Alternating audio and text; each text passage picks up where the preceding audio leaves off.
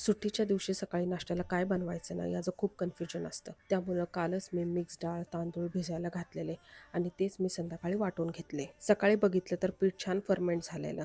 आता त्यामध्ये मी छान अशी बारीक चिरलेली कोथिंबीर, बारीक चिरलेला कांदा, मिरची, मीठ असं घालून घेतलं. जर तुम्हाला पाहिजे असेल तर तुम्ही भाज्या बारीक चिरून पण घालू शकता. आता त्याचबरोबर खोबऱ्याची चटणी पण करून घेतलेली, पण ती तुम्हाला दाखवायची राहून गेलेली. आता या सगळ्या गोष्टी छान एकत्र करून घेतल्या. त्याचबरोबर आप्याचं भांडं पण मी गरम करायला ठेवलेलं. सगळीकडे छान तेल पसरवून मग आप्पे तयार करायला ठेवले. आता घरी तर आप्पे मी खूप वेळा बनवून झालेले आहेत, पण स्वतः पीठ तयार करून आप्पे करणं ना हे माझं फर्स्ट टाइम आहे. त्यामुळे जरा मला टेन्शन होतं की नीट होतंय का नाही. पण आप्पे खरंच खूप छान होत होते आणि भांड्याला पण अजिबात चिटकत नव्हते. आता हा केलेला एक्सपेरिमेंट मी आधी टेस्टिंगसाठी दिला. नंतर पुढचे आप्पे मी सगळ्यांच्या नाश्त्यासाठी तयार करायला घेतले. तर असा मी जरा वेगळा प्रकार आज नाश्त्यासाठी केला. चला तर मग भेटूया नेक्स्ट ब्लॉगमध्ये.